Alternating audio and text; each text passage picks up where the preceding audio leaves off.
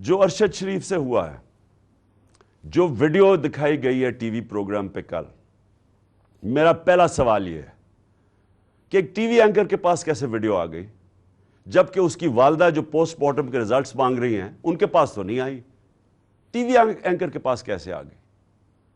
اور میرا نمبر 2 سوال یہ ہے کہ کون اس کی تحقیقات کرے گا؟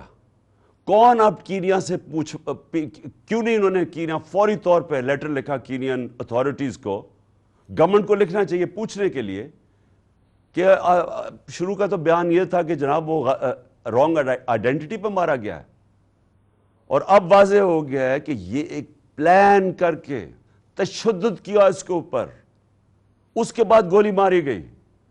تو جب تشدد کیا، وہ کون تھا جس کو سب سے زیادہ تکلیف تھی ارشد شریف کی رائٹنگ سے؟ اس کی تحقیقات، اس کی جو انویسٹیگیٹو جرنلسٹ، کون تھا جس کو خطرہ تھا اس سے؟ کون تھا جس کو اتنا غصہ تھا کہ پہلے اس کے اوپر تشدد کرو پھر اس کو قتل کرو؟ یہ چیف جسٹس صاحب یہ صرف سپریم کورٹ کر سکتا ہے۔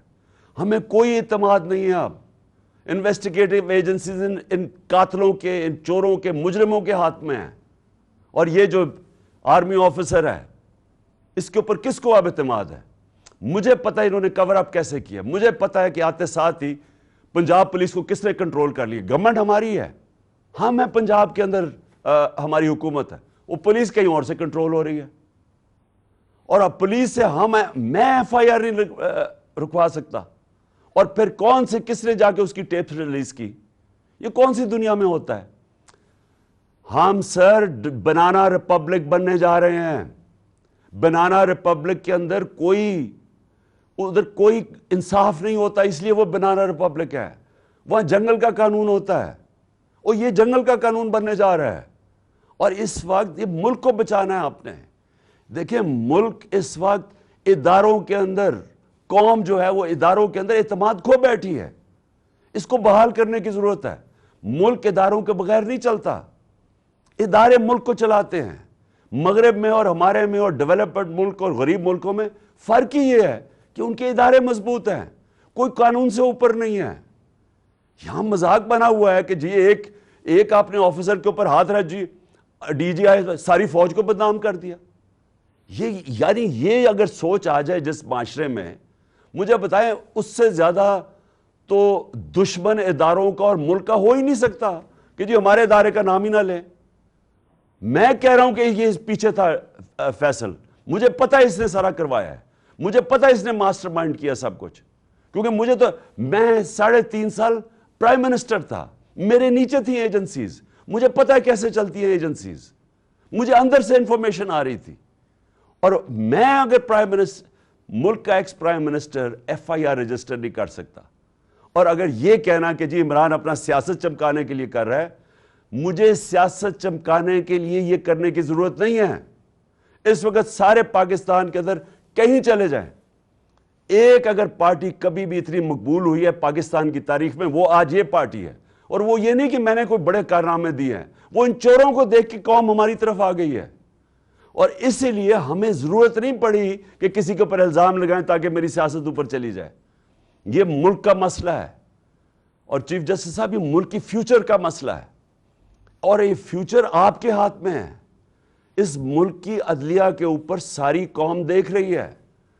اس وقت لگتا یہ ہے کہ بس یہ جو چاہے گا، یہ فیصل جیسے لوگ جو چاہے گا ان کے سامنے کوئی کھڑا ہی نہیں ہوتا، اور یہ ملک سے دشمنی ہو رہی ہے۔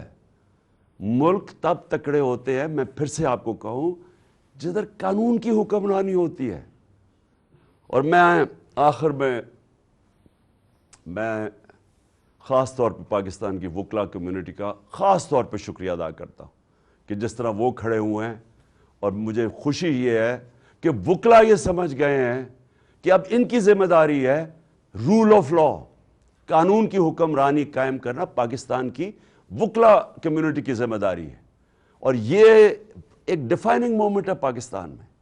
ہر وہ آدمی جو اس ملک میں رول آف لا چاہتا ہے، اور رول آف لا کے بعد ہی حقیقی جمہوریت آتی ہے، اور حقیقی جمہوریت ہی حقیقی آزادی ہوتی ہے۔ یہ سب اکٹھے چلتے ہیں۔ اس وقت کچھ بھی نہیں ہے یہاں، تو میں وکلا کے اوپر بھی آج ان کا شکریہ ادا کرنے کے بعد میں امید لگاتا ہوں کہ آپ اپنا رول پلے کریں گے، اور میں اپنے سارے جو آج لوگ آئے ہیں اور جو آج جدھر سے ہماری مارچ شروع ہو رہی ہے، میں آج سب کو پیغام دینا چاہتا ہوں کہ دیکھیں یہ عمران خان کے لیے نہیں ہو رہا سب کچھ، یہ آپ سب کے لیے ہو رہا ہے۔ یہ اس ملک کے مستقبل کی جنگ ہے، یہ اس قوم نے جیتنی ہے۔ آزادی قومیں اپنی آزادی کی جنگ جیتتی ہیں۔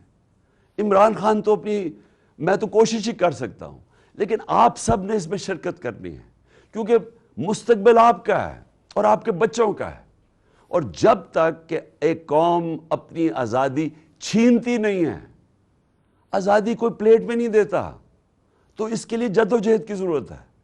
میں تیار ہوں، جب تک میں زندہ ہوں میں اس کی پوری جد و جہد کروں گا، جب تک میں زندہ ہوں میں کبھی پیچھے نہیں ہٹوں گا، اور میں انشاءاللہ پنڈی پہنچوں گا، اور جب یہ قافلہ انشاءاللہ پنڈی پہنچے گا میں ان کو وہاں ریسیو کروں گا، اور میں سارے پاکستان سے اپنے لوگوں کو انوائٹ کروں گا، سب کو کہوں گا آئیں، کیونکہ یہ اس وقت جو اس ملک کی حقیقی آزادی میں شرکت نہیں کرتا، وہ یاد رکھیں کہ وہ اللہ نے ہمارے دین کے اندر یہ ہمیں حکم دیا ہے کہ ظلم اور نا انصافی کے آپ مقابلہ کرو، جس کو کہتے ہیں جہاد۔ یہ اللہ کا ہوتا ہے، آزادی کے لیے کھڑے ہونا یہ اللہ کا حکم ہے ہمیں، اور امر بالمعروف کہ آپ اچھائی کے ساتھ کھڑے ہوں۔ یہ جو چور سارے اکٹھے ہو گئے اور اوپر بیٹھ گئے ہیں، قومیں چوروں کے خلاف اور کرپشن کے خلاف لڑتی ہیں، کوئی ایک آدمی نہیں کچھ ٹھیک کر سکتا۔ تو میں ساری قوم کو آج دعوت دیتا ہوں کہ ہمارے ساتھ اس مارچ میں شرکت کریں، اور انشاءاللہ جب میں پنڈی جس دن میں آپ کو دعوت دوں گا، آپ نے سب نے پنڈی آنا ہے اس ملک کی حقیقی آزادی کے لیے۔ شکریہ۔ پاکستان زندہ۔